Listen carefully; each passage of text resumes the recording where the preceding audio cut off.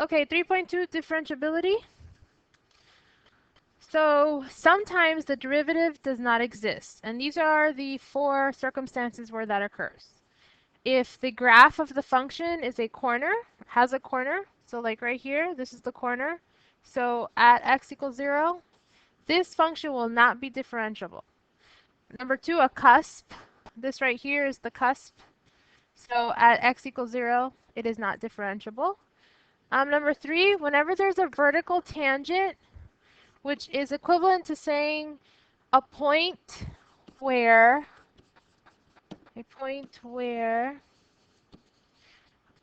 the slope is undefined. And in the picture, that occurs at x equals 0. Here, if I were to write or draw a tangent line, that tangent line would actually be vertical, and therefore the slope would be undefined, and derivative is slope, right? So if the if the slope is undefined, then the derivative is undefined and doesn't exist.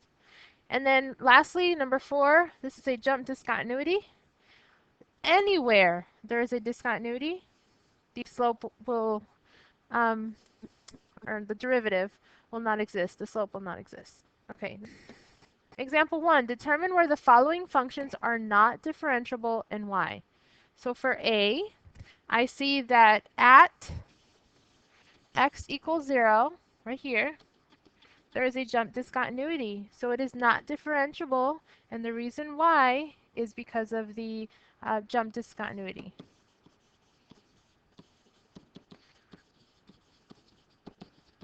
So at x equals 0, this function is not differentiable, and why? Because of the jump discontinuity. I'm going to go ahead and do C. I know, a little out of order. So for C, I see here at x equals -1, I have a vertical asymptote. So this is an infinite discontinuity. And that is the reason why it is not differentiable at x equals -1, because of the infinite discontinuity. All right, B. This function, I want you to note, is continuous. This function is definitely continuous. Let me write that down. Now, although it is continuous, it is not differentiable at x equals 0, right here. And the reason for that is because at x equals 0, I end up with a slope that is undefined. It's a vertical tangent. At that point, I end up with a vertical tangent, so the slope is undefined. So the reason that it is not differentiable at x equals 0, because there is a vertical tangent.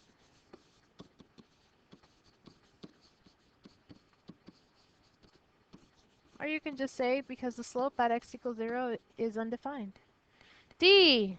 Here's my cusp. Here's a cusp at x equals 3.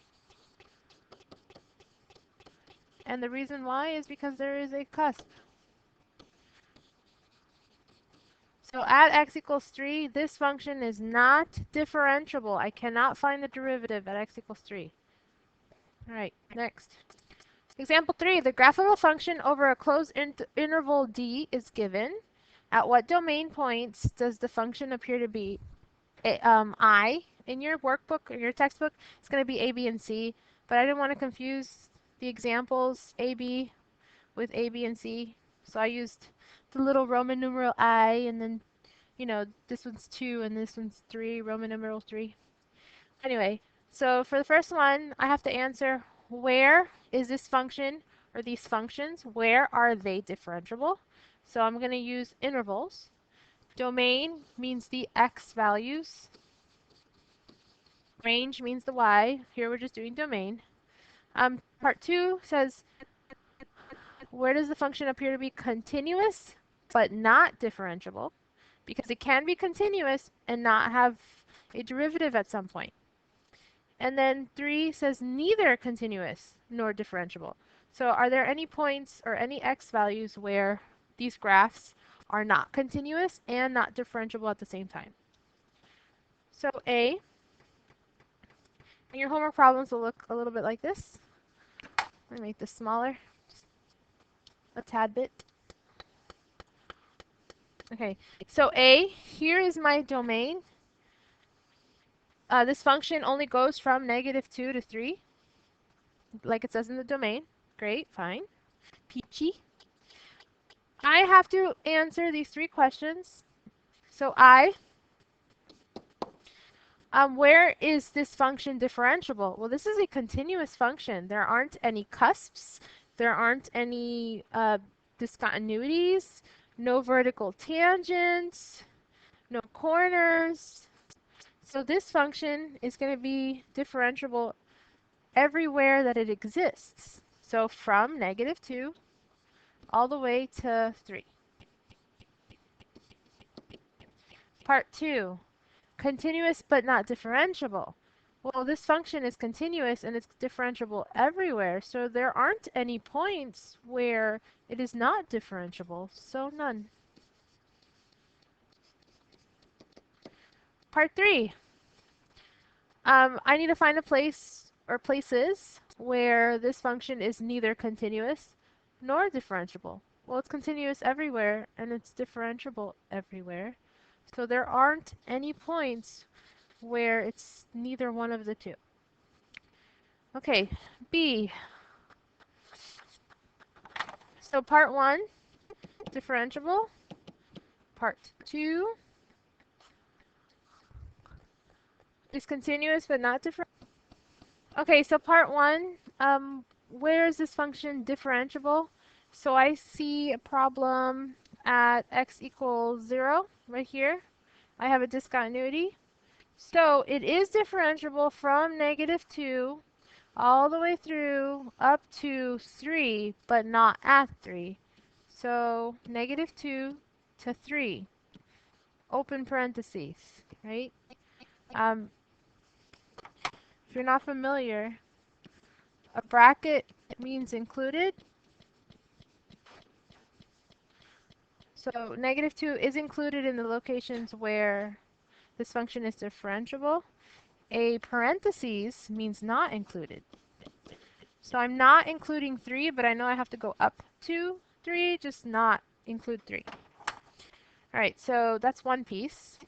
The next piece, if you see, well, let me go ahead and erase this so I can see.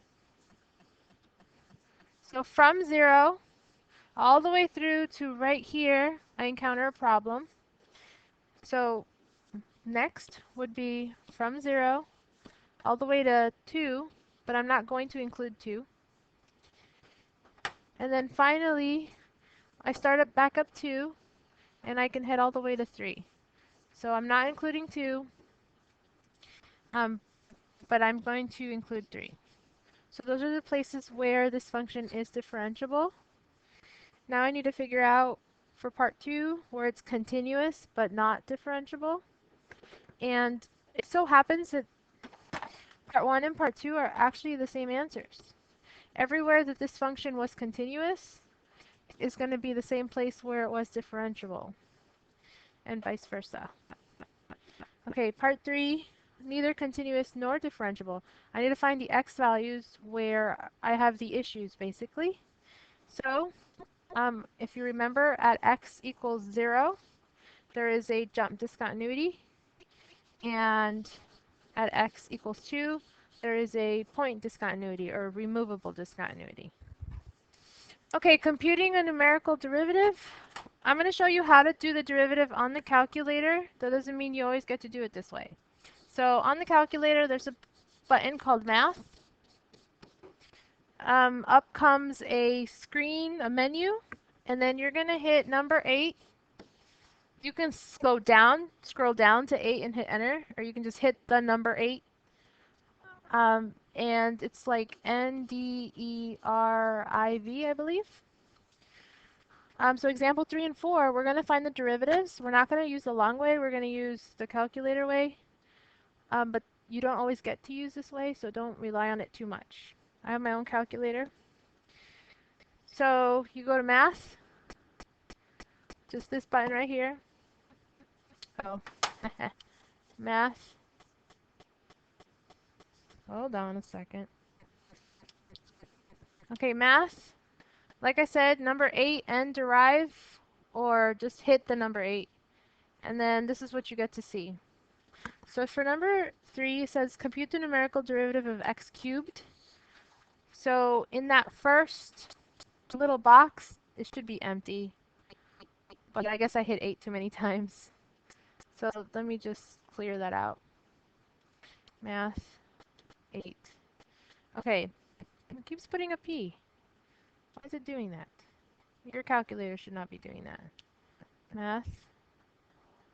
Let me just go down to number 8. I went too far. Oh no. This thing is acting funny. Okay. Alright. Weird. Something's wrong with my computer calculator. That's hilarious. Quit.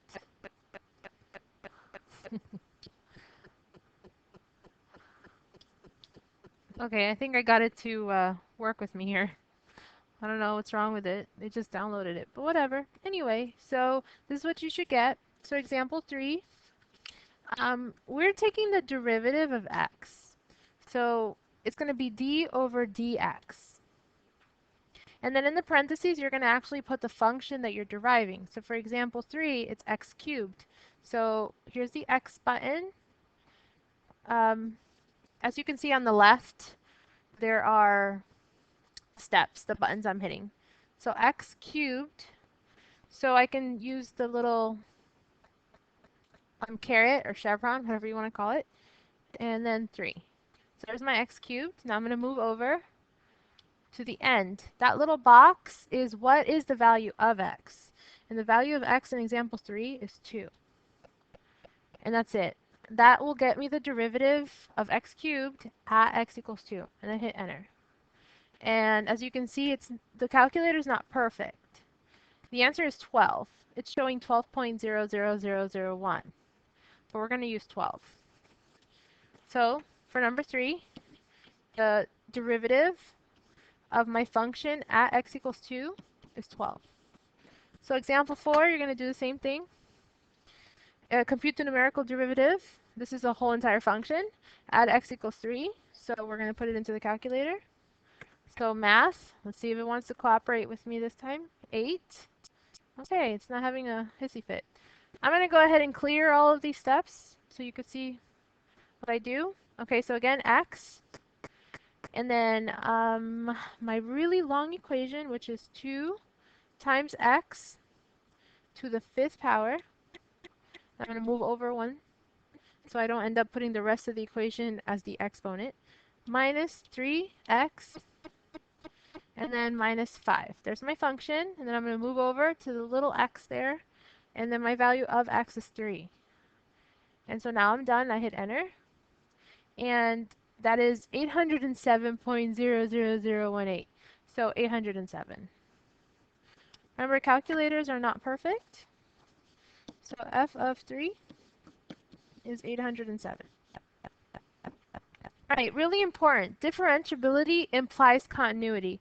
If a function, this is important, please write it if you have space somewhere. If a function is differentiable,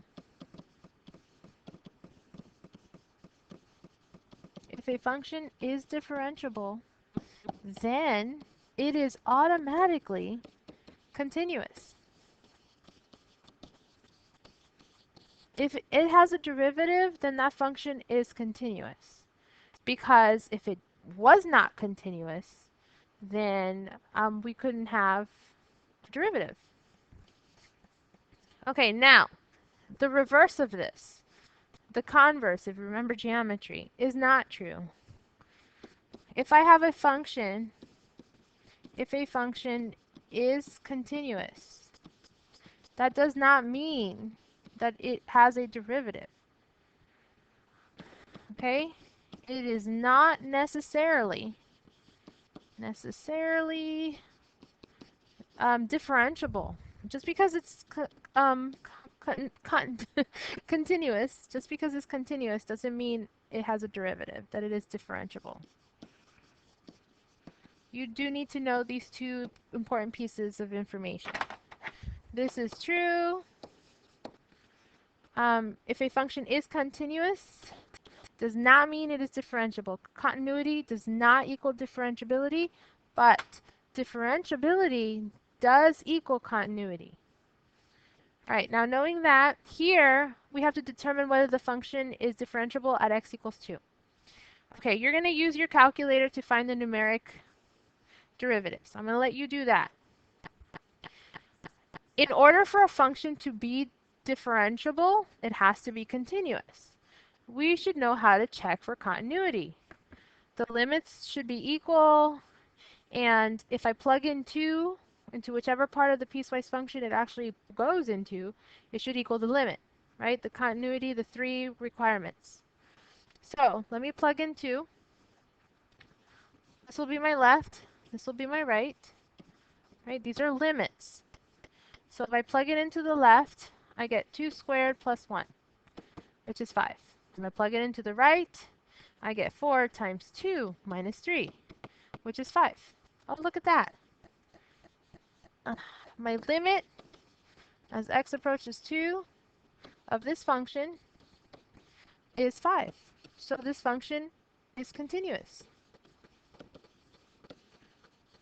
So now that I know it's continuous, I can go ahead and make sure that it is differentiable. Just because it's continuous does not mean it is differentiable. So for derivatives, or for differentiability, it also has a two-sided thing. The two-sided derivatives have to be equal.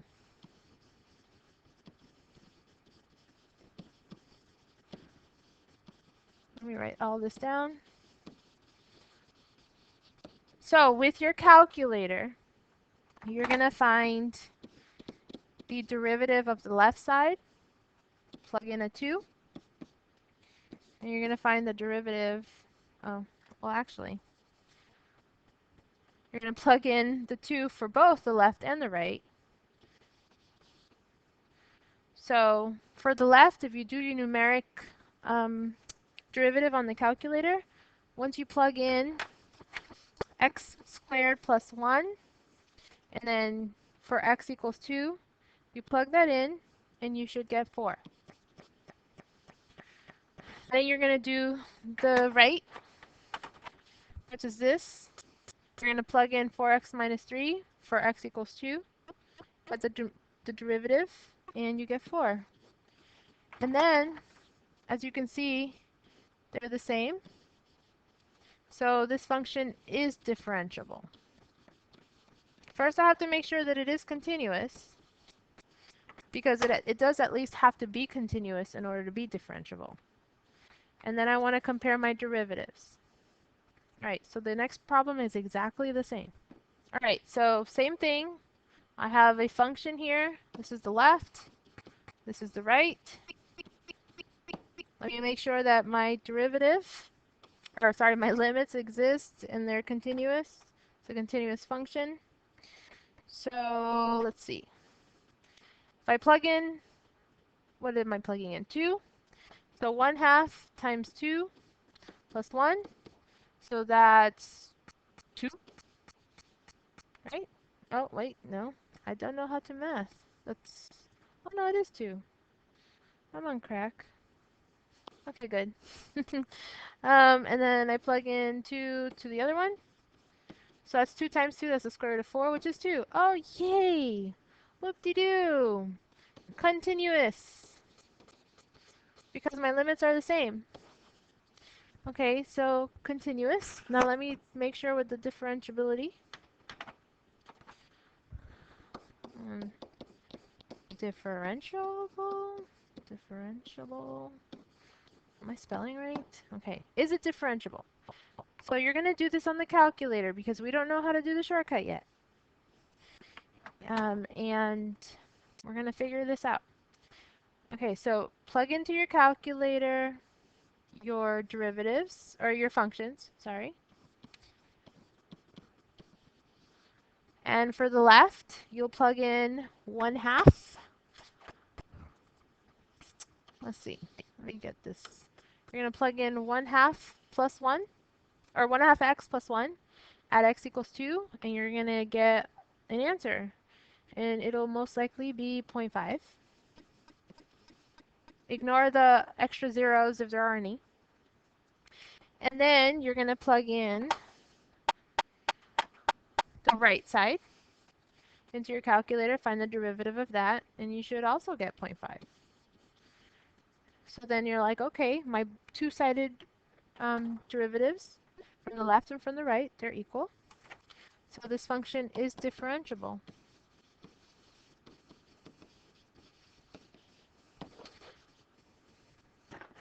All right, that's it. Homework, do it.